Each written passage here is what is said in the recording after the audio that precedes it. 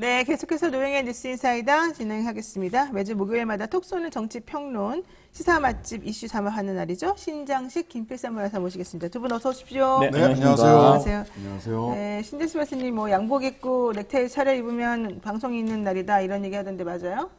방송은 매일 있고요. TV 방송? 오늘은 뭐 기자회견이 하나 있어서 기자회견이요? 무슨 기자회견? 사모펀드 사태 관련해가지고 뭐 금감원장도 검찰 출신으로 바뀐다고 하고 뭐 등등등 해서 사모펀드 피해자들이 좀 이 금감원 일 좀 제대로 해라 뭐 이렇게 해서 좀 기자회견을 오늘 11시에 하게 돼 몇 있어서 시에 어디서 하세요? 11시 금감원 앞에서 여의도 앞에서 하게 됩니다. 이건 뭐 시청자 여러분들이 거기까지 관심 안 가지셔도 되고요. 6시 6분에 신장식의 신장개업에 관심을 가져주시면 되고요. 나는 시사 MC다. 예, 유튜브 양지열 변호사, 박지훈 변호사와 함께 하고 있으니까 그것도 좀 많이 와서 구독 좀 해주세요. 우리 시청자들 진짜 바쁩니다. 바빠요, 바빠. 할 게 너무 많아요. 자, 어쨌든 오늘 기자회견 잘 하도록 하시고요. 그렇게 기자회견 하고 나면 뭐 좀 달라질까요, 세상이? 해야죠. 그래도 계속 두드려야 됩니다. 문을 두드리지 않으면 안 열리죠. 계속 두드려야 됩니다. 어쩔 수 없습니다. 예. 알겠습니다. 자, 좋습니다. 조 바이든 대통령 방한, 문 전 대통령 만남 큰 의미가 있다고 보는데 조 바이든 대통령도 안 만난다라는 또 보도도 있다는 이게 또 살짝 나와요. 좀 정확한 사실이 확인이 되면 속보로 뜨면 또 알려드리도록 하겠습니다. 왜냐하면은 지금 화면에 이런 게 나왔는데요. 바이든과 문 회동설 부인한 미, 문 안 만나, 대북 특사 논의한 적도 없다. 이렇게 지금 기사에 지금 떴어요. 그래서 이게 조선일보에서 나온 기사거든요. 그래서 이게 도대체 무슨 말인지, 그렇다면 우리는 그동안 무엇을 했던 것인지 참 이상하군요. 이런 것도 물으면서 할 건 아닌 것 같은데. 이게 뭐 나무는 가만히 있고자 하는데 바람이 자꾸 분다 이런 느낌이에요. 아니 내가 다른 한겨레에서 이거 보도했으면 내가 믿으려고 그랬는데 조선일보가 이렇게 딱 하니까 좀 믿기가 좀 어려운데 뭐 어쨌든 MBC에서도 나왔다고 하니까 안 만날 수도 있나 봅니다. 좋아요. 뭐 안 만나면 어떻고 만나면 어떻습니까? 잊혀진 대통령 잊혀지게 좀 평화롭게 좀 살 수 있도록 내버려 둡시다. 이제 이게 내 생각입니다. 자, 이번 주 또 얘기할 게 있습니다. 어쨌든 뭐 조 바이든과 만나서 무슨 대화 나눌까 이게 우리 첫 번째 이슈 3회의 주제였는데 안 만난다니까 참 할 말이 없어지네. 그래도 요 얘기부터 해보죠. 조 바이든 미국 대통령이 방한하지 않습니까? 그럼 결국 윤석열 대통령은 만나겠죠. 뭐 문재인 대통령은 안 만난다 하더라도. 그럼 윤석열 대통령이 이제 처음으로 이 공식적으로 외교 무대에 서는 데뷔전이라고 할 수도 있습니다. 한미 정상회담을 용산 5층에 있는 집무실에서 90분간 진행하고 뭐 지하 1층에 내려가서 뭐 하겠다 이런 얘기 나왔어요. 너무 좀 그러니까 미국의 정상을 모시고 만나는 자리로는 좀 초라하지 않을까 좀 걱정이 되긴 하는데요. 어떻습니까? 신 변호사님? 네. 일단 미국 대통령은 기분이 좋을 것 같아. 미군 기지 안에서 사실상 미군 기지가 뺑뺑 둘러싼 곳에서 하는 거니까 네. 뭐 기분이 좋다기보다는 약간 뭐랄까 이렇게 낮잡아 보기 쉬운 장소에서 하고 있는 게 아닌가. 또 매일 아침에 그 윤석열 대통령께서 미국 캘리포니아로 주소가 되어 있는 미군 기지 13번 게이트를 통해서 항상 출근을 하시기 때문에 매일 하루씩 매일매일 그 미국 땅을 밟고 출근하시는 대통령을 만나게 되는 거라서 조 바이든 대통령으로서는 저는 근데 이제 조 바이든 대통령 뭐 대북 특사 얘기를 많이 지금 나오잖아요. 네. 근데 이제 특사라는 의미를 좀 구분해서 써야 될 것 같아요. 보통 특사라고 하면 대통령의 명을 받아서 대통령 대신해서 가는 사람을 특사라고 일반적으로 박지원 대북 특사 뭐 이랬을 때는 그런 거란 말이죠. 그렇죠. 근데 문재인 대통령이 북쪽에 가서 김정은 국무위원장을 만난다고 하더라도 윤석열 대통령의 명을 받아서 윤석열 대통령을 대신해서 가는 그런 역할을 하게 되지는 않을 겁니다.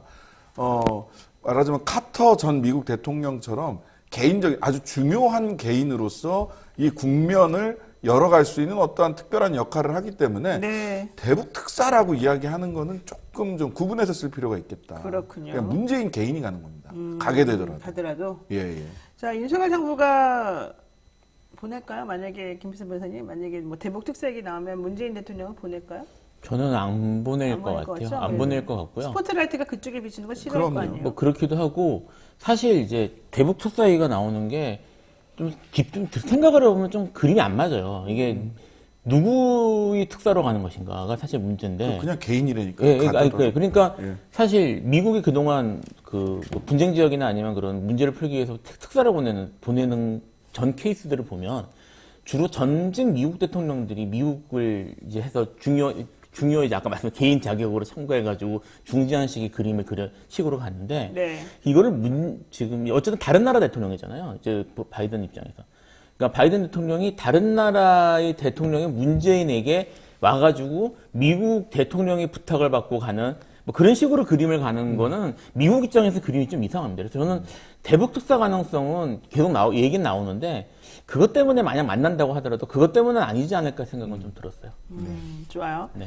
자, 윤석열 정부, 근데 문재인 대통령 원래 21일 날 윤 대통령 먼저 만나고 바이든 대통령하고 20일 날 만나고 그리고 특히 그 만남은 바이든이 먼저 요청해서 만나는 거다라고 계속 보도가 됐었었는데 갑자기 오늘 이렇게 아침에 그거 아닙니다라고 또 얘기가 나오는 거는 혹시 그동안의 기류를 보고서 뭐 대통령이 아이 뭐 그래요 내지는 측근들이 아이 그런 거 하지 마세요 그러면은 누가 좀 명고스럽지 않습니까? 뭐 이런 얘기가 들어가서 그랬을까요? 왜 그랬을까요? 그랬을 가능성도 배제할 수 없다고 생각을 해요. 예, 이건 조심스럽게 얘기할 수밖에 없는데 사실은 뭐 굉장히 최정상 국가 정상 전 정상들 간의 만남이기 때문에 여러 가지 가능성이 있을 것이다. 근데 참으로 달갑지는 않았을 것이다. 현재 대통령이 참으로 달갑지 않았고 외교 결례 지적까지 있었단 말이에요. 그렇죠. 말이죠. 그래서 전직 대통령 물러난 지 얼마 안 된 전직 대통령을 만난다는 것 자체가 주는 메시지가 여러 가지 해석 가능성이 있기 때문에 참으로 달갑지 않았는데 그 달갑지 않음을 어떤 식으로 표현을 했는지는 잘 모르겠습니다. 그 부분은. 예. 어쨌든 설리번 보좌관은 이번 한일 순방과 관련해서 바이든 대통령이 한일과 그러니까 한국도 가고 이제 일본도 가죠. 안보 동맹을 강화하고 경제적 파트너십을 심화할 계획을 가질 것이다 설명했다. 근데 문재인 대통령은 오늘 만날 계획은 없다 이렇게 또 얘기했다고 보도는 나오고 있습니다. 좀 봐야 될 거는 같고 이제 갑자기 나온 보도라서. 근데 이제 저는 만약에 무산된 거라면 문재인 대통령 쪽에서 저기 바이든에게 제안을 거부했을까요? 거부했을 가능성이 있을 것 같긴 해요. 왜요? 그러니까 이제 지금 말씀하셨던 것처럼 지금 신정식 교수님 말씀하셨던 것처럼 외교 결례 분명히 뭐 그런 사실은 그림은 그런데 이미 이런 것 눈치 보지 않고 사실 터트려가지고 여기까지 왔던 거거든요. 어떻게 보면 만약에 할 생각이었던 거라면 그래서 그거를 가지고 지금 와서 뒤늦게 와가지고 이렇게 눈치를 봤을 가능성은 높지 않을 것 같고 오히려 문재인 대통령한테 만나서 이렇게까지 해서 만나면 문재인 전 대통령한테 뭔가 부탁할 게 분명히 아쉬운 소리를 할 게 있었을 가능성이 높은데 거절한 게 아닌가라는 생각이 좀 듭니다. 그래요?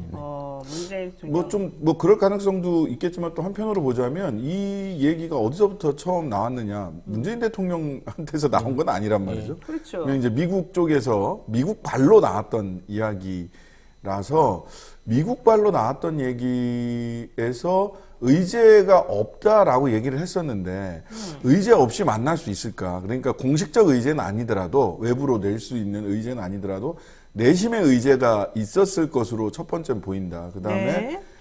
그 내심의 의제에 대해서 잘 조율이 안 됐다면 그거는 아마 그 우리 김 변호사님 말씀이 일부 타당성이 있을 것 같고요. 또 한편으로는 현 대통령 쪽에서 달갑지 않은 이 상황과 관련해서 그렇죠. 분명히 미국 쪽에 모종의 메시지를 당연히 보낼 수밖에 없지 않았을까라는 생각.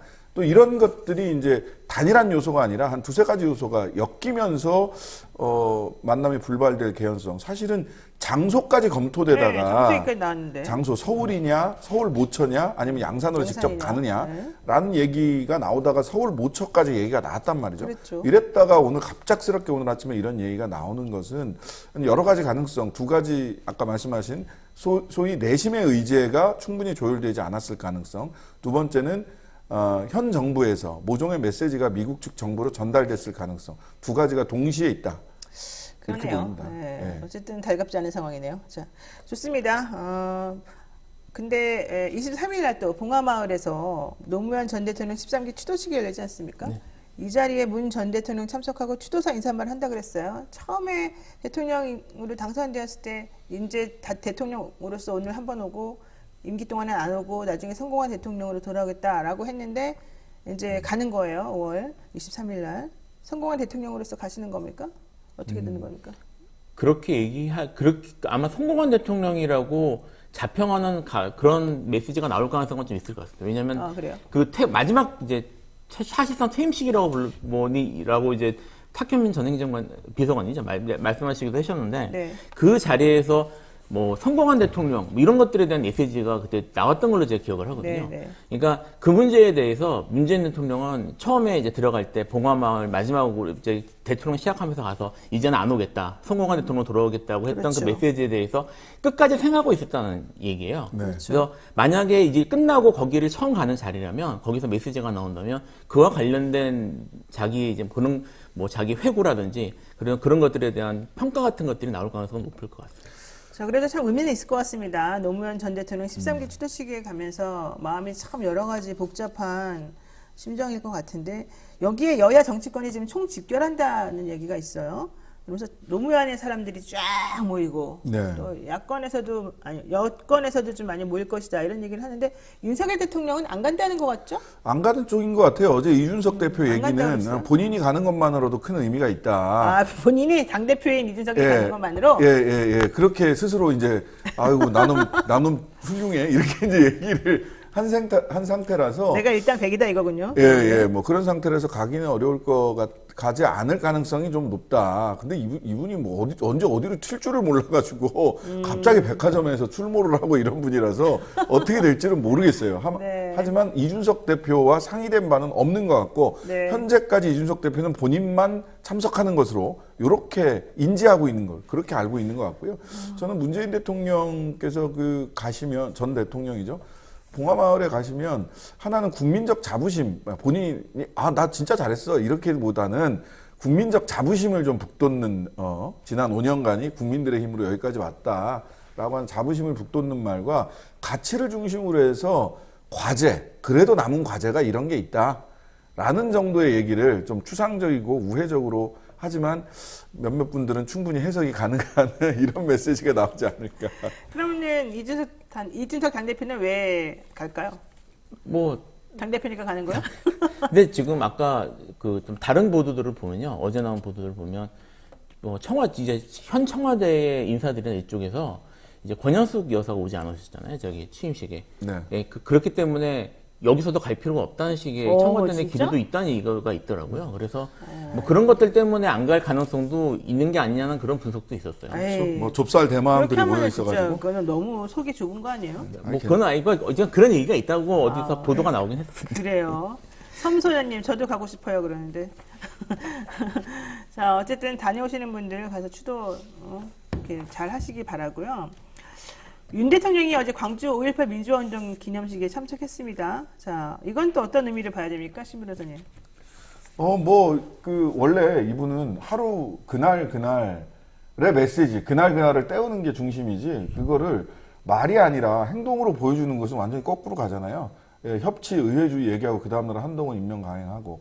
이날 가서 그 얘기 쭉 들어보면 한 가지 새로운 게 있고, 그리고 빠진 게 몇 가지가 있어요. 하나는 담대한 경제발전이라는 얘기를 했어요. 자유민주주의와 인권의 보편적 가치다. 이제 자유민주주의와 인권을 위해서 싸워왔던 이런 것들이 담대한 광주발전, 호남발전으로 담대한 경제발전으로 가야 된다. 이게 뭐 5.18 정신을 경제와 연계한 거는 이제 지방선거를 의식한 메시지다라고 이제 볼 수밖에 없고요. 두 번째는 사실은 진상규명과 관련된 얘기가 없어요. 진상규명 다 됐다라고, 다 됐다고 생각을 하지만 몇 가지 안 된 게 있습니다. 네. 대표적으로 기총소사, 전일빌딩 타는 네. 조비오 신부 끝까지 전두환 씨 죽기 전까지, 돌아가시기 전까지 비난했잖아요. 헬기 사격 없었다. 헬기 사격 있었냐 없었냐. 눈에 보이기에는 뻔한데 아직도 진상규명 안 됐고요. 발표 명령과 그 명령의 개통, 어떻게 발표 명령까지 왔냐, 명령권자. 그다음에 세 번째는 여성 관련해서 성추행, 성폭력 관련된 얘기도 문제 제기만 있었지 실체가 밝혀지지 않았습니다. 이런 부분들에 대해서는 이거는 법과 예산과 제도가 필요한데 네. 이 부분에 대한 얘기가 전혀 없었다라는 점. 그리고 또 한 가지 이제 행동으로 보여줬던 게 하나가 있죠. 그 추경에서 호남 네. 지역 예산 삭감률이 50%에 가까웠다는 점. 아우, 엄청났어요. SOC 1200억 삭감했는데 또 다른 기사에서는 국민의힘 지역구, 그러니까 국민의힘 의원이 당선된 지역구에는 또 예산을 엄청나게 폭탄 투하한다는 또 얘기가 있더라고요. 뭐 지방선거를 그렇게 해도 되는 대비하는- 겁니까? 그게 옳은 겁니까? 그쪽은 굉장히 직접적이고 노골적입니다. 근데 항상 그렇게 해야지 먹히는 것 같아요. 왜냐하면 광주 시민들 입장에서 보자면 우리는 그동안 그렇게 뭐 민주당을 지지해 왔으나 민주당 지지자들에게 지지만 호소하고 지지를 해달라는 얘기만 할 뿐 실익이 없었다. 실제적으로 우리를 위해서 해준 게 뭐냐. 근데 쟤네 봐라. 국민의힘 쪽을 지지해 주니까 저렇게 많은 실질적인 이득을 준다. 이렇게 비교가 되는 거잖아요. 그런 거 어떻게 보세요? 근데 이게 사실 어제 춘천 어젠가요? 며칠 전에 그저께인 거구나. 춘천 MBC에서 보도를 했는데 네. 강원도의 SOC 예산도 절반 정도 삭감이 됐대요. 그러니까 그러니까 근데 강원도는 또 이제 지지가 뭐 그러진 않았던 걸로 제가 네. 기억을 하고 있는데 그래서 그냥 뭐 특별히 무슨 많이 밀어주는데 해주고 이런 것도 아닌 것 같아요. 아니에요. 부산이나 경상도나 대구나 그쪽에 SOC 삭감했단 말 들어봤어요? 전체적으로 SOC 삭감이 한 29% 정도, 20%대 후반 됐는데 어쨌든 그쪽은 호남이나 없어요. 강원은 네, 강원과 거의 호남이에요. 절반 정도가 날아갔어요. 근데 부산은 또 뭐 지금 가덕도를 다시 어쩌고 이런 일을 하고 있으니 네. 사실은 그러면 경북만 남는 것 같아요, 경북만. 그러니까 이게 우리가 바보도 아닌데 우리가 어제 오늘 이런 일이 벌어졌으면 못 알아듣고 못 이해하고 아 그런가 우리가 잘못 생각하는 그럴 수 있겠지만 몇십 년 내내 똑같은 패턴이 반복되면 아무리 바보라도 알겠죠. 우리도 그렇게 바보는 아니에요. 근데 아, 참 국민을 뭐로 왔는지 어쨌든 그래요. 항상 메시지와 행보가 따로 보고 평가를 해야 되고 행보를 보고 평가를 하는 게 맞다. 몰리스님이 부산 삭감했다고 나오네요. 그래요. 부산 삭감인데 이제 코딱지만큼 했고 부산이 지금 누구 때문에 삭감했어요? 국민의힘보다 민주당 세가 또 조금 있잖아요. 거기가 그래서 그런 거 아니에요? 그 뭐 삭감 얘기 나왔으니까 하나 더만 말씀을 더 드리면 국방 예산도 1조 5천억 1조 삭감이 5천억. 됐습니다. 근데 그 삭감된 예산이 전부 기본적으로 이제 가장 최신의 전투기인 F-35 관련 예산하고요. 그 다음에 정찰 자산들을, 그러니까 그런 정보 자산들을 삭감을 했어요. 지금 정보 자산이 그 얼마나 중요한 가치를 가진지를 우크라이나 전쟁에서 보잖아요. 네. 그런 거 삭감한 것을 봐서는 진짜 좀 원칙은 없는 것 같아요. 쉽게 얘기해서. 장병들 생활 편의 관련된 부분도 꽤 많이 삭감이 됐다. 그러니까 1조 5천억이나 삭감한다는 건 엄청난 일이거든요. 그렇죠. 아, 근데 이제 저는 그렇게 생각해요. 사실 뭐 진영 논리 이런 게 중요한 게 아닌 것 같아요. 국민들은 그런 것보다는 내가 잘 먹고 잘 살 수 있도록 내가 편하게 인간답게 살 수 있는 최소한의 권리를 좀 보장해달라. 이거잖아요. 그리고 우리 동네에 좀 재정 기반이 튼튼하지 않으면 중앙정부가 도와주고 이게 원래 나라 살림 돌아가는 모양새 아니겠습니까? 그러니까 일방적으로 어느 당과 밀접해 보이는 그런 쪽에 사람이 뭐 의원으로 있다고 해서 그 당은 좀 특혜를 주고 다른 당은 안 주고 이런 건 안 해야죠. 그런 건 너무 유치하고 있을 수 없는 일입니다. 이게 선진국에서는 상상할 수 없는 그리고 시민 의식이 고양된 상황에서는 이런 일은 있을 수 없는 일이라고 봐요.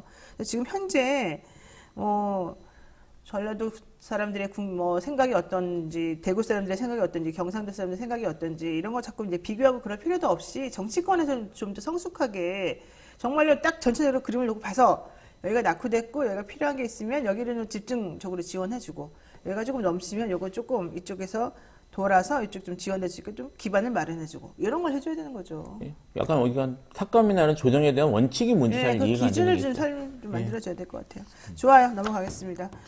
그런데 윤 대통령 어제 광주 5.18 민주화운동 기념식에서 기념사 수정하는 모습이 이제 나오는데 문제는 사전에 기념사가 유출이 돼서 뭐 내보낸다 이런 얘기도 있어요. 경질 얘기도 있어요. 지금 화면 보시다시피 윤 대통령 5.18 기념사도 직접 작성했다.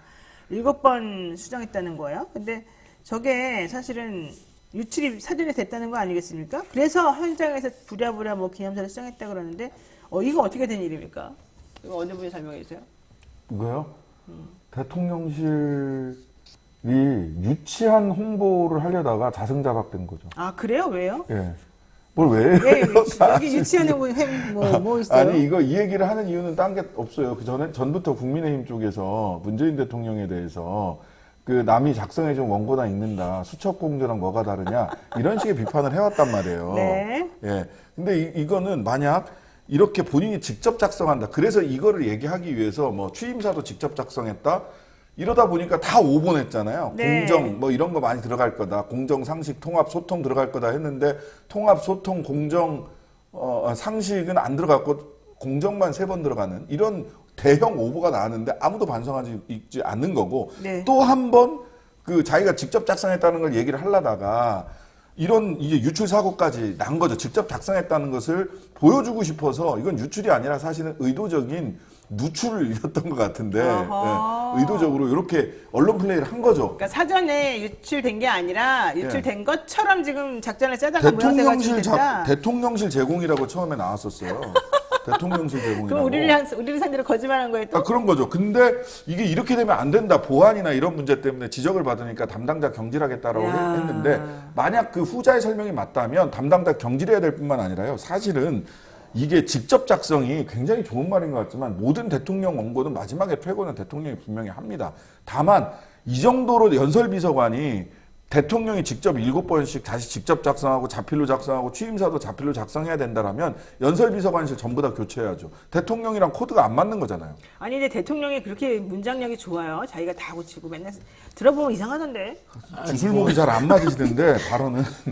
뭐 왜 전문가를 놔두고 당신이 뭘 하려고 그러죠? 사실 이제 이거 좀 거기에 대한 강박 같은 게 좀 있는 것 같아요. 그러니까 애초에 저기 최순실 사건 터진 것 자체가 이제 이거 관계된 네, 거였잖아요. 네, 네. 거기에 대한 좀 약간 의식이 있다는 느낌을 좀 있어서 이걸 중요하게 생각하는 것 같기도 한데 이게 뭐 사실 실제로 뭐 일부러 유출시킨 건지 아니면 보안 사고인지는 알 수는 없지만 처음에 제가 이걸 봤을 때 이게 지금 연설문을 정말 그 좋은 각도에서 마치 직접 고치는 사람이 직접 찍은 것 같은 각도에서 찍었거든요. 정말 보기 좋게. 그러니까. 맞아요. 예, 그래서 이건 좀 신기하다는 생각은 들었습니다. 근데 이게 뭐 어떤 식으로 찍은 거든 간에 어쨌든 이거를 직접 고치는 과정이, 그러니까 분명히 청와대 내에서 대통령 집무실에서 고쳤을 거란 말이에요. 이 내용이 외부에 이렇게 유출된 거는 이건 뭐 내용은 알 수 없는 거지만 여기에 대해서 분명히 책임 소재나 이런 거 코스 해가지고 이거는 분명히 문제가 삼아야 됩니다. 이게 만약에 이런 식으로 사진 찍은 게 언론이 아니라 다른 데로 빠져나가면 이거는 말 그대로 뭐 간첩이나 아니면 이런 문제가 그렇죠. 아니 되는 어떻게 거거든요. 대통령이 연설문이 이렇게 사진에 떡하니 찍힙니까? 게다가 지금 보안 보안을 아주 강화한다고 그렇게 난리를 쳐놓고. 기자들은 사진기도 못 쓰는데. 네, 뭐 녹음기, 사진기, 뭐 테더링 다 못하게 해놓고는. 그리고 더 웃기는 거는 이상하게 대통령과 관련된 사람들에게 유리하거나 뭔가 감정을 톡톡 자극하는 것들은 막 계속 사진이 나돌아다니는 거예요. 다 개인 제공. 개 뭐 산책 이런 거. 그리고 우리는 어디서 저 사진 찍힌지 모르겠다. 근데 각도를 봐. 누가 봐도 딱 계산해서 찍은 게 분명히 보이는데. 그래서 이 대통령실이 대통령의 메시지와 컨트롤과 홍보를 컨트롤하지 못한다. 메시지 동선 홍보 일부러 컨트롤 너무 관련해서 잘하는 거 컨트롤을 아니에요? 못 하고 있는 거예요. 아니 컨트롤 너무 잘하는 거 아니야? 내가 보기에는 이게 다 계획적인데. 손발이 안 맞지. 손발이 왜? 안 맞는데 대통령실 공무원들 마인드에서는 도저히 기본 프로토콜이 있기 때문에 이 기본 프로토콜에서 하면 이런 사진이 나올 수가 없어요. 계산책도 그렇고 신세계백화점 가서 신발 사러 못 가요. 주말에. 기본 프로토콜에 따르면. 근데 그 기본 프로토콜을 무시하고 대통령의 동선과 메시지와 홍보용 사진이 기획되는 곳이 있는 거죠. 근데 그거를 대통령실이 통제를 못 하는 거예요.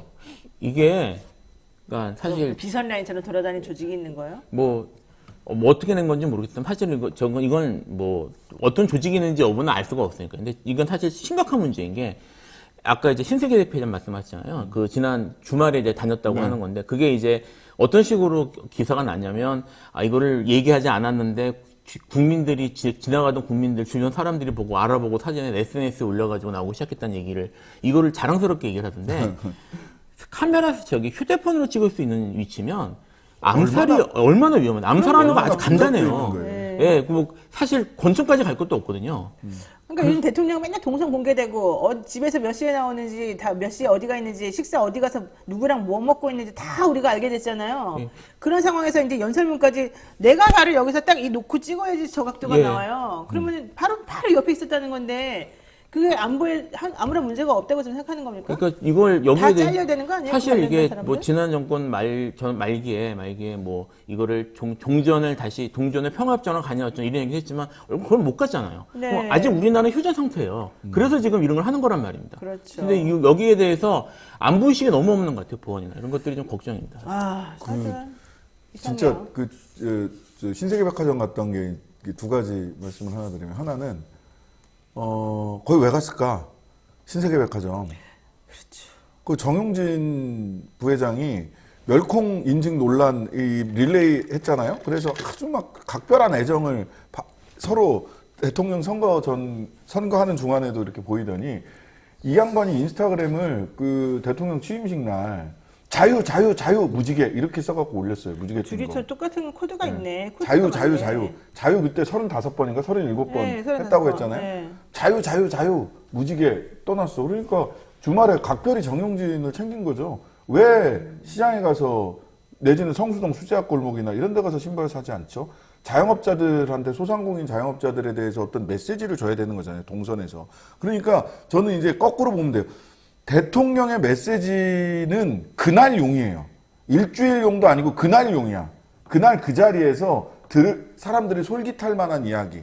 메시지가 하루가 안 가. 그 다음에 행보나 행동을 가지고 이 사람이 지금 무슨 생각, 이분이 무슨 생각을 하는지를 봐야지 메시지 그 자체만 갖고 분석하는 거는 절반도 못 보는 거다. 이런 생각이 들어요, 진짜. 네, 자, 그리고 요거 한마디만 딱 하고 들어가겠습니다. 지금 얼마 전에 대통령실이 국정원에서 사용하는 보안 앱을 기자들에게 사용하라고 강제했다. 이것 때문에 계속 논란이 됐었지 않습니까? 결과적으로 윤 대통령이 큰 결단을 통해서 그런 일이 이제 앞으로 벌어지지 않도록 해라. 이래서 정리가 됐다는 얘기가 있어요. 근데 이런 걸 시도했다는 것만으로도 상당히 몰상식하고 우리들이 사실 얼마나 떠들었습니까? 그러면 안 된다. 그러고 나니까 겨우 이런 일이 좀 해결이 좀 되고 있는데 앞으로도 이런 일이 없다고 볼 수는 없죠. 지금 그러니까 이런 정말 중요한 보안이나 경호에 관련 문제들은 구멍이 숭숭 뚫린 상태에서 네. 지금 이런 걸 하고 있는 거예요. 그러니까. 그러면서 또 낯을 먹어도 괜찮으니까 좀 잘해라. 만남을 잘 많이 가져라. 이런 말을 했다는 우리 또 매일경제신문의 박 기자의 또 전언이 있었죠. 잘 모르겠네요. 참. 좋아요. 여기까지 하죠. 자, 두 번째 시험 가겠습니다. 노영의 뉴스 인사이드 함께하고 계시고요. 신장식 변호사 그리고 김필성 변호사와 함께 이야기 나누고 있습니다. 이번에 두 번째 주제는요. 시정연설에서는 초당적 협력을 강조하고 협치를 강조하더니 곧바로 그 다음날 또 절대 안 된다는 장관님 딱 임명하시고 하셨습니다.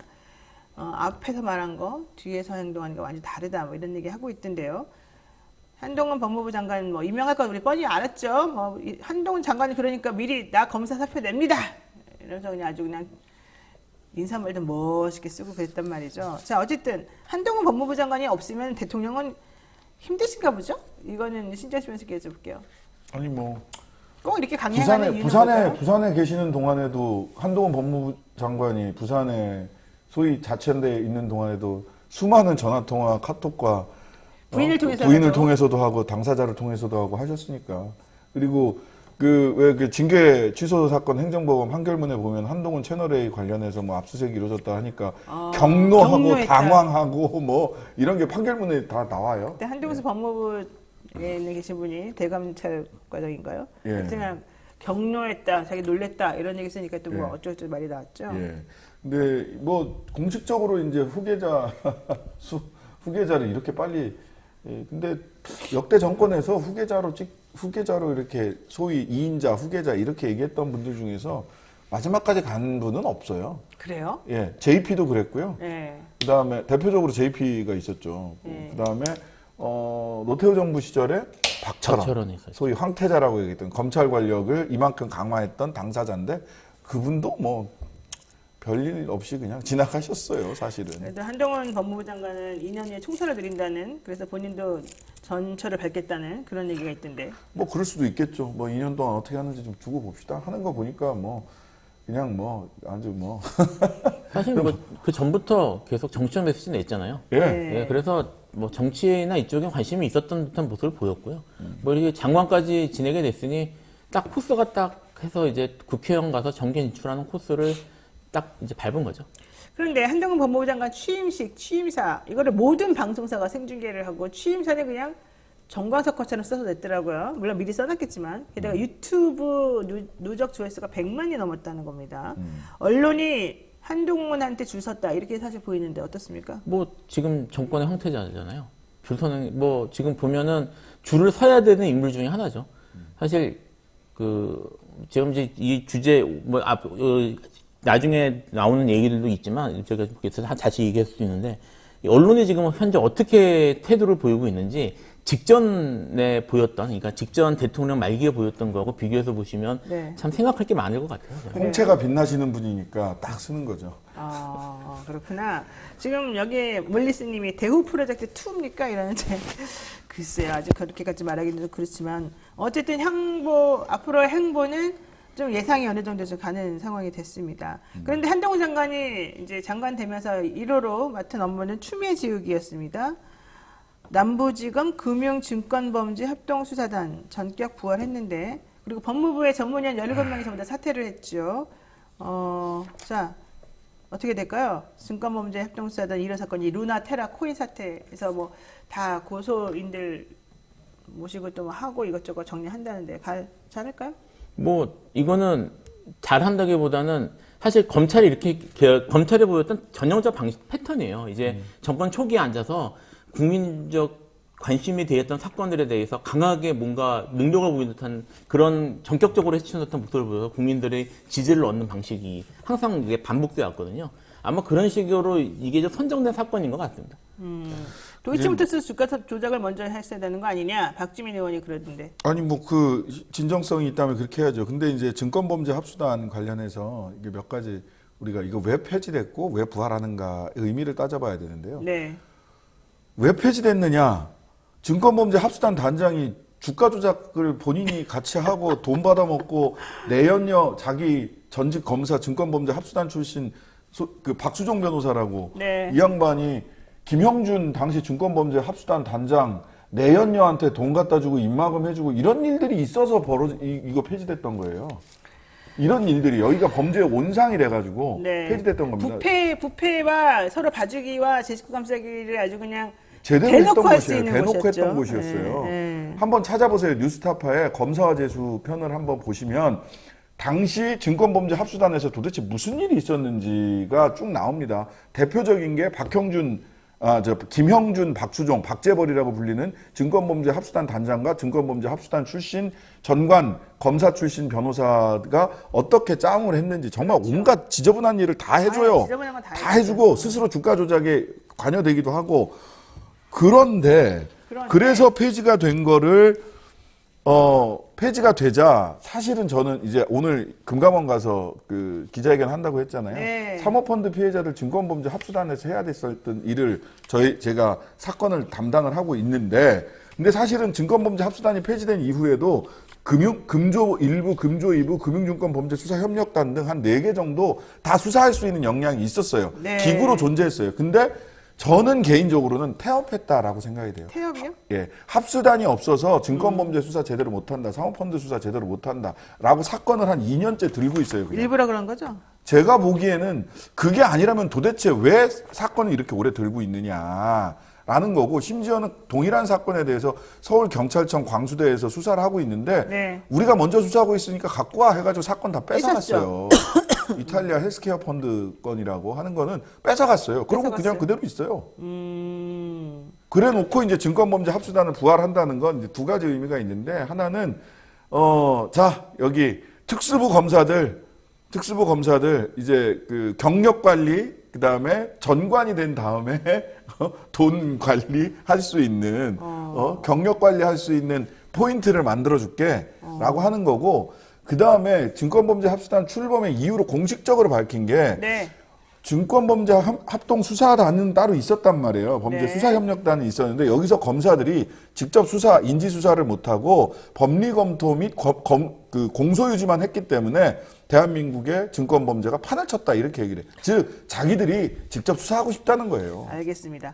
지금 이런 상황에서 서지원 검사 디지털 성범죄 TF 팀장이었나요? 맡고 있다가 사직서 제출했고요. 관련된 전문위원 17명 모두 사표를 냈습니다. 한동훈 장관이 서지현 두렵나 이런 입장까지 내오는 상황인데 지금 문제가 된 게 이문정 검사 얘기도 또 나왔어요. 추미애 사단으로 불리던 모든 검사들이 지금 다 자천성 인사가 지금 되고 있는데 결과적으로는 윤석열 검찰 아니면 죽음 이렇게 되는 건가요? 그러니까 뭐 대놓고 그렇게 하는 거죠. 대놓고? 대놓고 그렇게 하는 거고요. 지금 이제 아까 말씀하셨던 증거범죄 네. 이게 합동수사단 같은 네. 경우도 지금 언론에서 어떻게 쓰고 있냐면 여의도 저승사자 네, 도로다. 원래 그랬죠. 예, 그런 여의도 식으로 저승사자. 지금 쓰고 있습니다. 그러니까 지금 이게 지금 이제 검찰 개혁이나 이쪽에 대한 전 정권 지우기에 대놓고 노골적으로 하면서 여기에 대해서도 지금 하고 있는 거예요. 지금 이런 것들 그리고 뭐 서재영 검사나 이런 뭐 검찰 내 문제점들이나 이런 것들을 지적했던 사람들은 전부 다 쳐내는 거죠. 불편한 사람은 다 치는 거야. 거슬려. 아우 저쪽으로 가 있어봐. 근데 저는 굉장히 악의적이라고 생각하는 게 뭐냐면 이성윤, 심재철 뭐 이런 분들이 전부 다 법무연수원으로 갔어요. 네. 언론에서 뭐라고 썼냐면 한동훈 갔던 법무연수원 이렇게 써요. 그러니까 모욕 주기를 하는 거죠. 이때 이제 무슨 뭐 고검으로 보낸다든지 좌천을 하더라도 좌천성 인사도 여러 가지 방법이 있는데 네. 딱 찍어서 법무연수원으로 보냅니다. 아유 참네요. 법무연수원은 도대체 뭐 귀양살이 가는 데인가요? 옛날에 우리 어디 조선시대 보면 귀양살이 한 곳으로 맨날 보냈잖아요. 강화도 이런 데로. 참 특이한 사람들이에요. 자 여기까지 하는데요. 이제 보세요. 대통령이 윤석열 대통령 되니까 윤석열 대통령 관련된 모든 종류의 고소고발에서 각하 처리가 되고 다 각하 처리되고 그다음에 그 부인인 김건희 씨에 대한 모든 것들은 또 전부 다 정리가 될 것으로 좀 보이죠. 한동훈 장관에 대한 것도 마찬가지입니다. 아마 의혹 기사조차도 이제 안 나오겠죠. 전부 다 또 차량 기사로 나올 것 같은데 이게 지금 민주주의 언론이라는 게 부끄럽습니다. 그런데 중요한 건 이거죠. 해외 언론이 안 그렇다는 거야. 케냐 언론, 뉴욕타임즈, 미국 한인 학부모들 보세요. 화면 지금 보시는 것처럼 해외에서는요. 도대체 대한민국의 법무부 장관이라는 사람이 자기 딸을 대학교 좋은 데 보내기 위해서 한 무슨 짓이 있는지 설명을 지금 하고 있습니다. 그리고 한동훈 딸의 허위 스펙 의혹에 대한 미주 한인들의 입장문이라는 게 지금 나와 있습니다. 네, 지금 화면에서 보시는 것과 같은데요. 자, 지금 이러한 정보들을 살펴보게 되면은 뭡니까 저게 지금 김필수 변호사님? 뭐 사실 저게 지금 현재 한동훈 물론 뭐 이건 뭐 사실로만 따져봐야 되겠습니다만 네. 현재 의혹이 제기되고 있는 것들이 네. 국내에서만 벌어진 게 아니라 미국 외국까지. 내에서 네, 네. 미국 내에서 지금 벌어진 일들이고요. 네. 그리고 이게 미국에서는 그 입시 비리 문제를 매우 중요하게 다룹니다. 그럼요. 예, 몇 년 전에 기억하시는 분들도 우리나라에서 크게 보도된 적이 있었는데 예일대 입시에서 큰 문제가 돼가지고 그렇죠. 그래서 이것 때문에 뭐 그 많은 사람들이 처벌받고 막 이렇게 수사가 크게 벌어진 적이 있었거든요. 지금 이 건 같은 경우에도 사실 그 정도 건으로 비하될 수 있는 건이고요. 지금 그 뉴욕 타임스에서 지금 이제 취재한다고 하는데 이거 제보를 받고 있는 분이 퓰리처상 받으신 기자예요.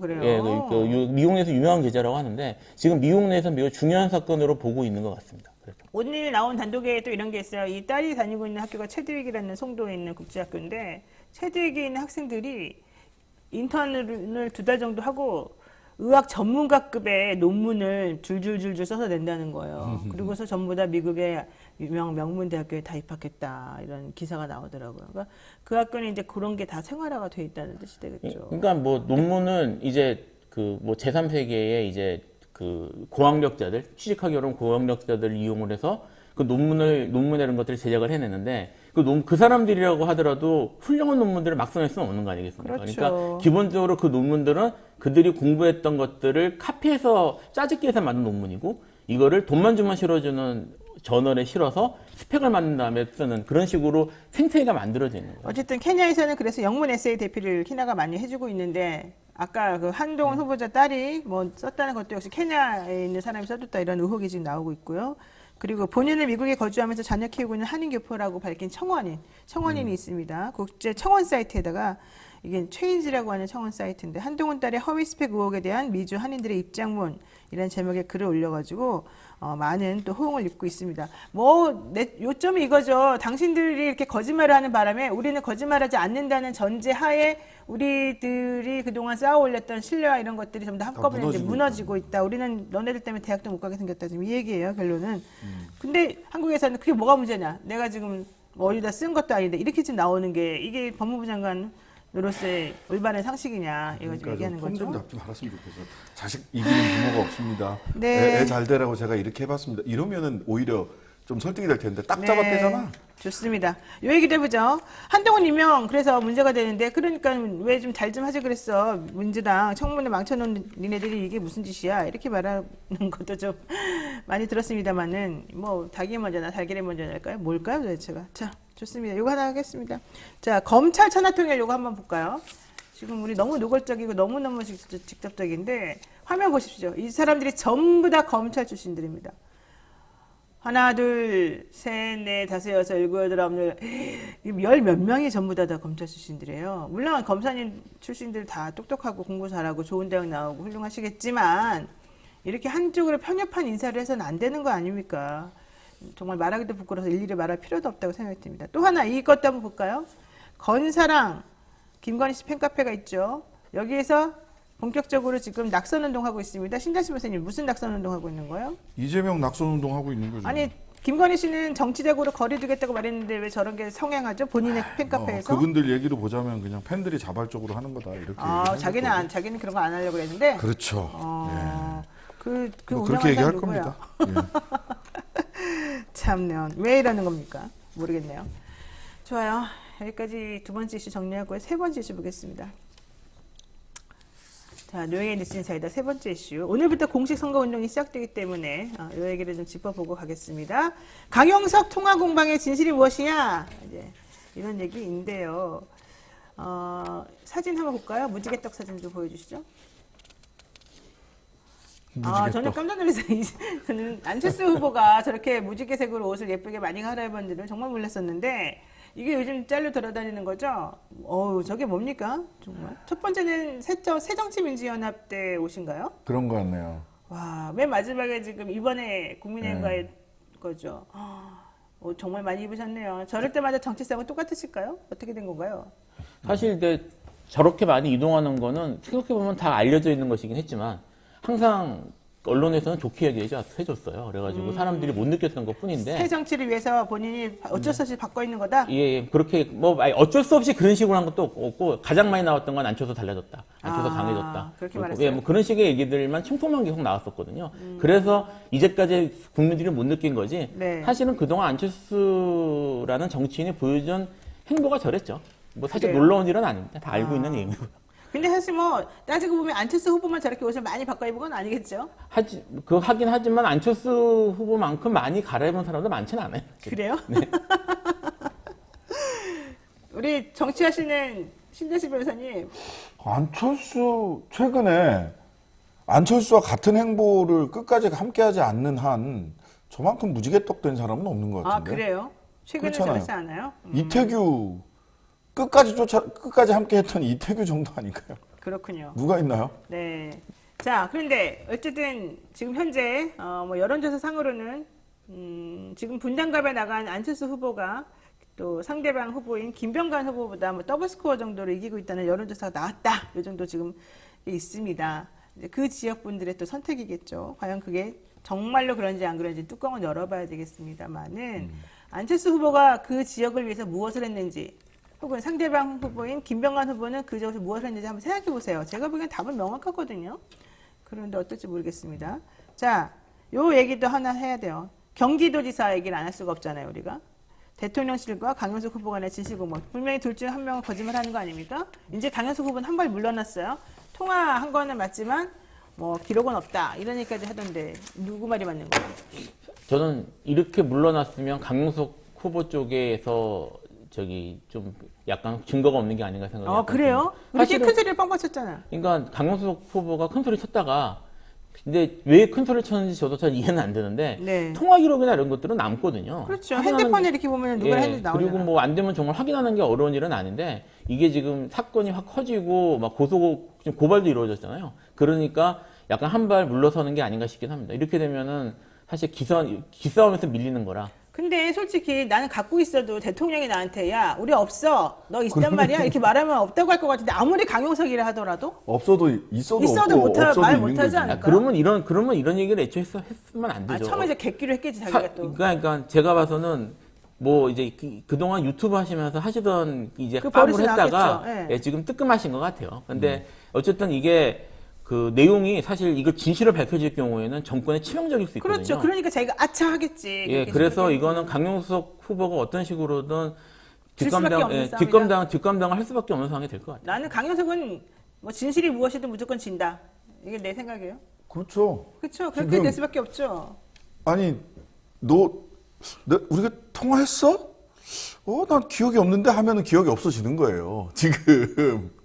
지금의 상황은. 그리고 핸드폰에 그 통화 내역은 싹 사라지는 거지. 네. 녹음도 없어지는 거지. 그렇잖아요. 본인이 직접 통신사에다가 조회를 요청하기 전에는 압수수색 영장 없이는 실제 통신 기록이 있는지 없는지 확인할 방도가 없잖아요. 아니 그리고 솔직히 강용석 씨 그동안에 방송하거나 여러 가지 말하면서 얼마나 수많은 고소고발을 당했습니까? 그거 전부 다 누가 무마해 준 거예요.